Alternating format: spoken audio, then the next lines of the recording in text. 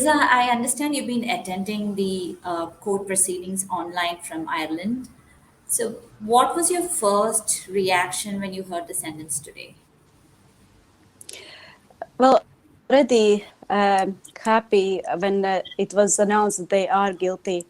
To be honest, I would have been happy with whatever the judge would have given them, because for me, most important thing was the acknowledgement that that is what happened to my sister, and these are the people who are responsible for it.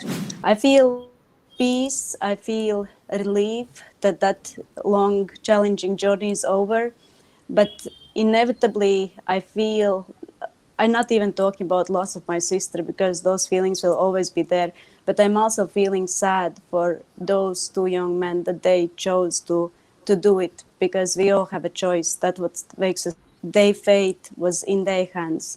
They are where they are because of their own choosing and doing.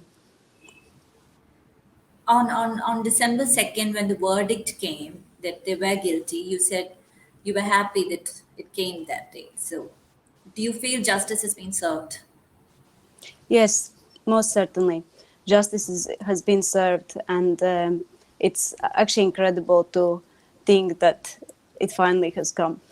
When they were still at the court, they showed no sign that they didn't do it, or that we are innocent. It was written all over them that they are to blame.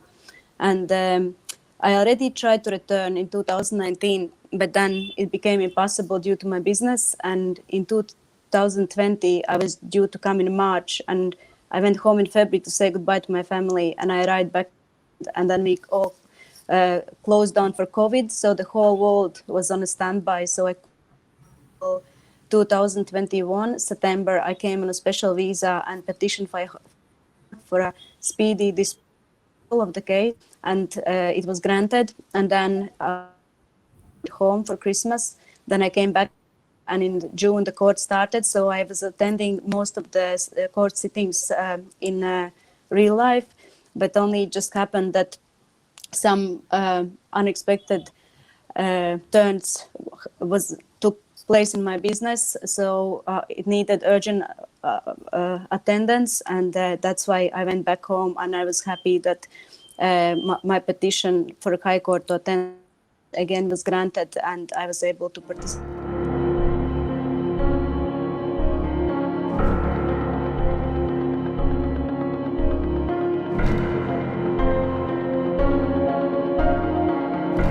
Search for my sister has been full 8 days now since she's been missing, and it's very hard to watch that police doesn't take it serious until we put pressure on them, going to ministers and journalists, media. Initially, you were disappointed by the lag in the investigation, and even later, when the trial dragged on for so many years, you had to, like you said, move the court for a speedy trial. Is there something you'd like to say about that? My disappointment was not about the investigation team into the murder case. My disappointment was in the beginning when my sister went missing, because I just think that nobody could believe that something could have happened. And I think they failed to hear my plea that my sister was unwell, and that she doesn't know where the beach. I knew there has been beach nearby.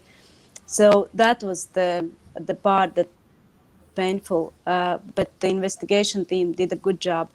And about the dragging the case, yes, I personally believe that there should be either separately appointed judges or separate division that deals with very personal matters like that, like rape, like murder, like personal injuries through accidents, etc. Something that really affects the life of a person or their family greatly. It's very different when somebody there's a drug abuse or fraud or something like that, because it's not so personal, it's not so agonizing when you don't get the justice for so long. At the initial stage, when my sister went missing, there were few journalists that really took it on as humans, as people. They did, and it was asked from them. and they became my friends, and they always made sure that I'm okay, who guided me through this. I was in an unfamiliar country with unfamiliar language. I didn't know what I need to do. How can I go about finding my sister? The journalists, they became close friends. There was a journalist, Sunitsu Kumran. He took it on as a Yeah. personal matter, and they always gave me great support. There was Sridevi Pillai from Manorama. There was a journalist called Chandra Mohan who helped organize all the media conferences. So, and many amazing people who took my news and supported me. Okay. And you gave a very beautiful message of keeping Kerala safe for everyone through a video on the day the verdict came. So, what do you think of Kerala's safety today, 4 years later? I think there are still matters that need to be addressed, especially for women's safety.